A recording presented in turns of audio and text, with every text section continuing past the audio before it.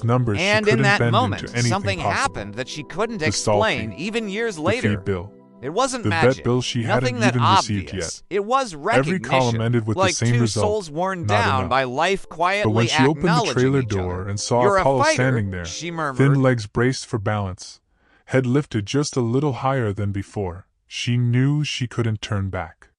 Celeste saw him the next day. The little girl froze in the barn doorway, her backpack still slung over one shoulder, her hair falling into her eyes. She was quiet for a long moment. Then, slowly, she walked up to the stall, reached through the bars, and let her small fingers brush Apollo's muzzle. "You're real," she whispered. Maybe it shouldn't have been emotional. Maybe it should have been just another moment in another long day. But to Janet, it was everything. Celeste had spent years filling notebooks with drawings of horses. Years checking out every horse book in the library. Years dreaming of something her mother could never afford. Now here it was. A dream so thin it almost wasn't there at all. But alive. And Celeste loved him instantly. Janet wished the rest were that easy. The veterinarian broke the illusion within minutes. Parasites. Severe malnutrition. Respiratory infection. Price tag, $4.50, even with a discount. She stared at the invoice, knowing it represented groceries, electricity, gas to get to work. She felt embarrassment burn her cheeks as she swallowed and asked, "Can I pay this in installments?" The vet nodded. "Of course. But he'll need follow-up care too." Of course he would. For weeks, Janet lived in a pattern so punishing she wondered how she was still standing. Up at 4:30 a.m. Morning shift at the diner. Pick up Celeste. Drive to the stable. Feed, brush, medicate Apollo. Fix fences. Patch leaks. Clean stalls. Drive to a cleaning job. Homework in the car. Bedtime after 9 p.m. Repeat. She ate less. Slept less. Worried more. But every day, Apollo changed just enough to keep her moving forward. The dullness in his gaze faded. The tremble in his legs settled. His coat, though patchy and rough, began showing glimmers of the gray he'd someday wear like polished silver. Celeste talked to him constantly. "Today in school, we read about explorers. Do you think horses get lonely when nobody loves them? Your ears are so soft. Do you know that?" Apollo began nickering the moment he heard her footsteps. He'd lean his head over her shoulder and breathe into her hair, as if memorizing her scent. That bond, pure, uncomplicated, became the glue holding Janet's resolve together.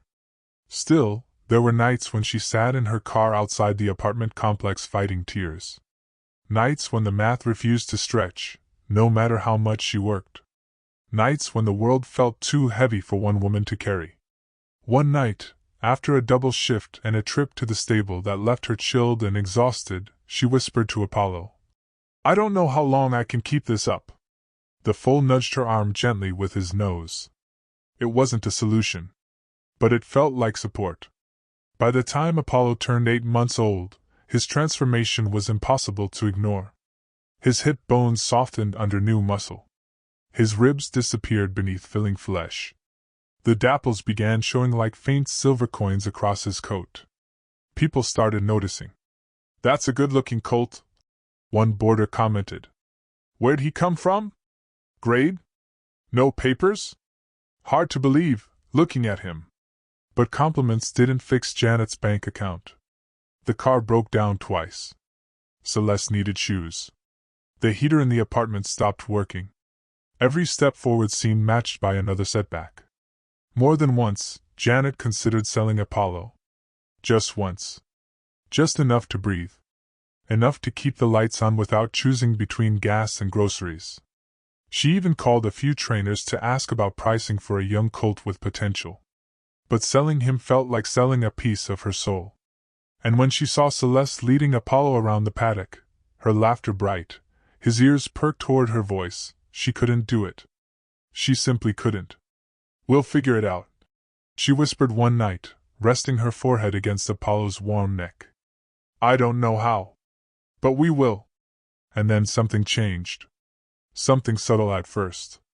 A rhythm. A response. A glimpse of the horse he would someday become.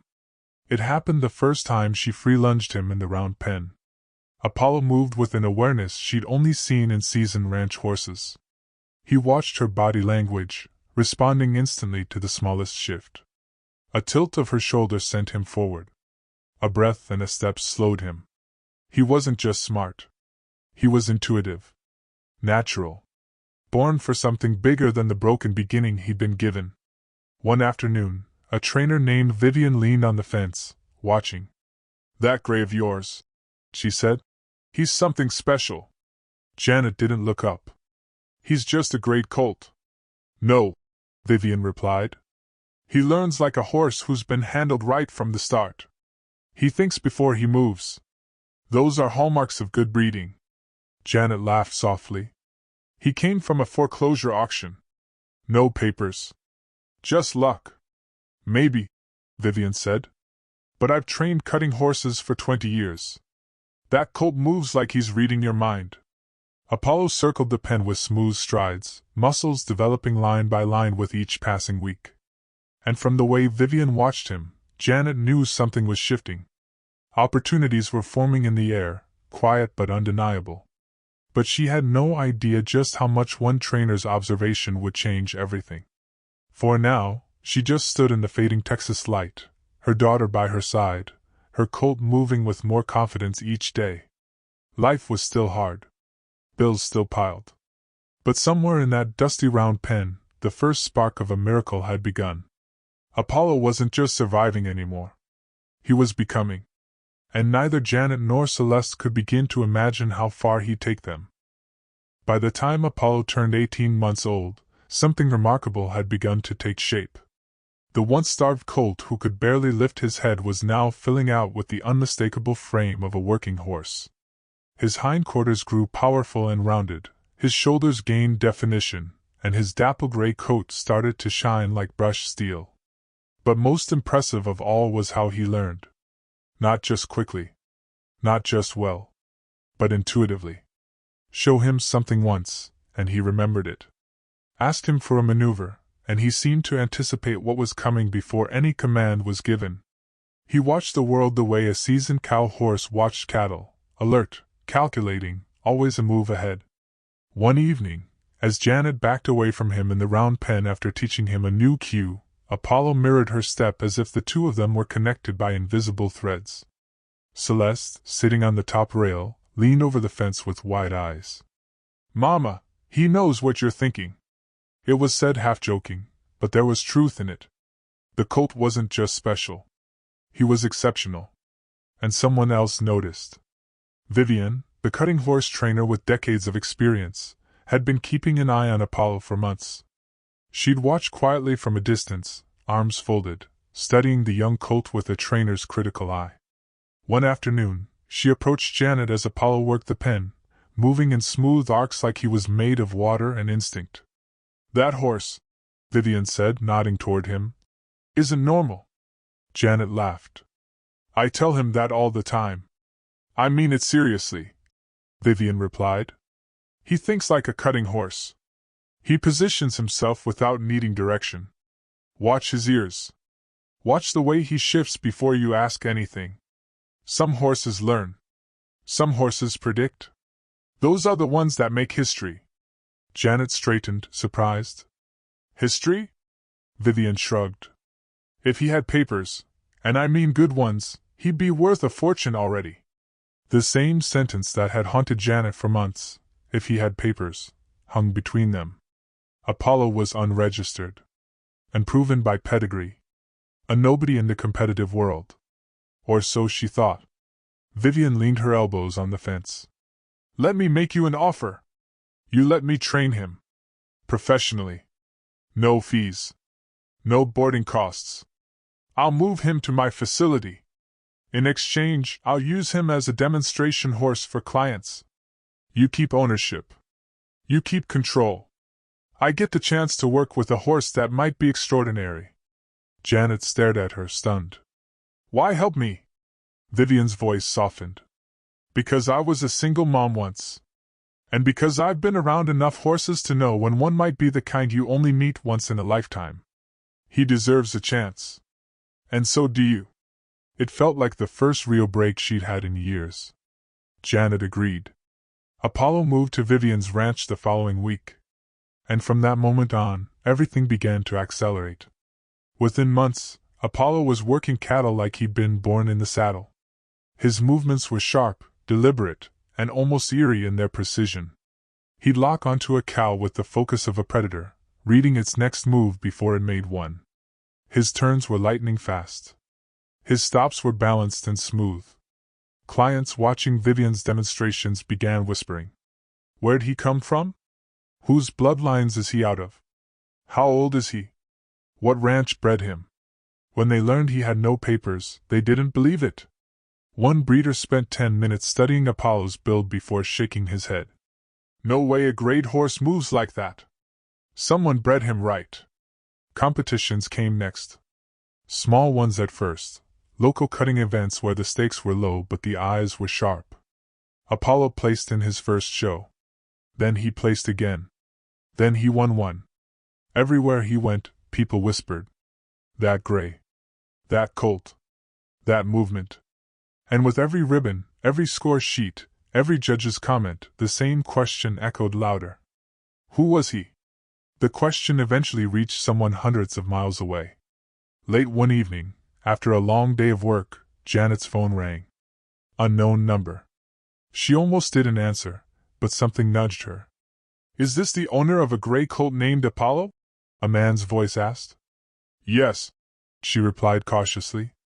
My name is William Cavanaugh. Everything stopped. Even Janet, a woman stretched thin by years of hardship, knew that name. William Cavanaugh wasn't just a breeder. He was the breeder. 50 years of producing elite cutting horses. Legends. Champions. Horses that sold for more than some houses. I saw a video of him competing, William continued. And I'll be blunt, that horse is one of mine. Janet blinked stunned. You're one of yours? But he has no papers. He has my blood, William said firmly. I'd recognize it in a heartbeat. The way he lowers his head. The way he tracks. The way he pivots off his hindquarters. I bred hundreds of horses, and he moves exactly like his grandsire, Silver Apollo. The world tilted. Grandsire? Silver Apollo? One of the most valuable cutting studs of the era? William continued. In 2009, I sold 2 Maras in Foal to a ranch in West Texas. Ranch went under. Horses scattered. I tried to track the offspring, but the trail went cold. He drew in a breath. Your colt fits the age, the markings, the behavior, the bone, everything. If I'm right, his dam was Moonlight Star. Sire was a top-performing stallion. And his bloodlines go back 5 generations of champions. Janet had to sit down. The stable bench felt miles away. Can we prove it? Yes, William said. DNA. I'll overnight the kit. You send me a hair sample. I'll compare it to the dam's relatives. If I'm right. He paused. Your horse isn't just well-bred. He's elite. And if he's who I think he is, registries will take him. Retroactively. And his value. He didn't finish the sentence. He didn't need to. The DNA kit arrived the next morning. Janet collected Apollo's sample with trembling hands. She mailed it. And then she waited. 4 weeks of tension. 4 weeks of wondering if everything she'd fought for had led to this moment. When the call finally came, William's voice was thick with emotion. Congratulations, Janet, he said. Apollo is exactly who I thought he was. Grandson of Silver Apollo. Son of Moonlight Star. His lineage is flawless. He's cutting horse royalty. Janet covered her face, overwhelmed. His registration papers will arrive soon, William said. And Janet, your horse is worth 6 figures. Conservatively. The phone nearly slipped from her hand. 6 figures. The colt she'd bought for her last $300. The colt everyone had dismissed. The colt she'd saved. Apollo wasn't a miracle. He was destiny finally revealing its name. And for the first time in her life, the future didn't look impossible. It looked wide open. The registration papers arrived on a warm spring morning, tucked neatly inside a plain white envelope that looked far too ordinary to hold something so life-changing. Janet stood at the mailbox for a long moment before opening it, almost afraid that if she breathed wrong, the moment would disappear. Inside were documents thick with embossed seals and lineage charts, a family tree of champions running back 5 generations. Silver Apollo. Moonlight Star. Names she'd seen only in magazines and competition programs, not anything she'd ever dreamed would be tied to her own horse. But here it was, undeniable. Apollo was no longer a grade colt. He was Apollo's legacy, a registered American quarter horse with bloodlines worth more than every dollar she had ever earned working double shifts. When Vivian saw the papers, she let out a long, low whistle. "Well," she said, tapping Apollo's name, "this changes everything." And it did. Word spread fast. A horse with elite lineage, incredible instincts, a strong competition record, and a compelling rescue story? That combination didn't come around often. Offers began rolling in within weeks.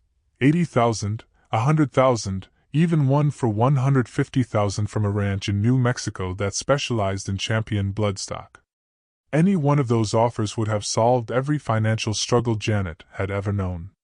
She could pay off debt, buy a house, set aside money for Celeste's future, live without fear of the next unexpected bill. But life isn't math. Life is heart. And Celeste's heart was tied to Apollo like a knot that couldn't be undone. When Janet showed her the first offer, Celeste's face went pale. "Mama," she whispered, "you're not going to sell him, right?" Janet hesitated. "Baby, that money could change everything for us." Celeste's eyes filled. "Apollo is everything." And just like that, Janet knew. Selling him might fix her finances, but it would break something deeper, something far more important. She didn't want a life built on a sacrifice her daughter would never forget. She wanted a life built on the same faith that had led her into that auction barn years ago. So she sat down with Vivian and made a different kind of plan. Breeding. Stud fees. A long-term business instead of a one-time payday. Apollo's genetics were rare, valuable, and in demand. Stallions like him didn't just win competitions, they shaped the future of the sport. And with the right management, he could earn money every single season, without ever leaving the family that had saved him. Vivian agreed to partner with her. Her facility would host the breeding operations. She would handle contracts, mare management, and promotion. Janet would retain full ownership. The first season, Apollo bred 8 mares. The stud fees totaled over $30,000. Janet stared at her first profit share, $15,000, and felt a tightness in her chest she hadn't felt in years. Relief. Real, bone-deep relief. But she didn't spend it on a vacation or a new car or anything flashy.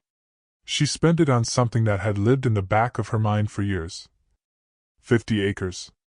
A worn-down barn. A sagging fence line. A long-abandoned ranch with soil that felt like home the first time she set foot on it. The owner's children lived out of state and wanted it sold quickly. Janet negotiated a small down payment, $10,000, and owner financing.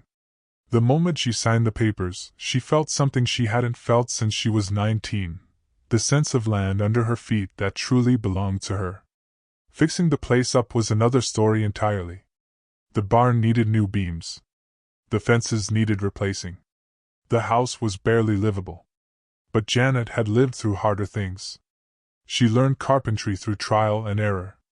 Rewired lights. Installed water lines. Painted walls at midnight after long days at the stable. Little by little, the abandoned ranch transformed. Celeste worked beside her, learning to mend, repair, and build with her own hands. By the time she turned 15, she could tack a board straighter than most grown ranch hands. Meanwhile, Apollo's reputation kept growing. His offspring were athletic, quick thinkers, and natural cow workers. They started showing up in competitions across Texas and beyond. People asked for breedings months in advance. Top breeders took notice. By the time Apollo turned 10, he wasn't just a good stud, he was a phenomenon. A stallion whose bloodlines produced consistent winners. A horse whose name was spoken with respect in arenas he never even entered. And Janet's ranch?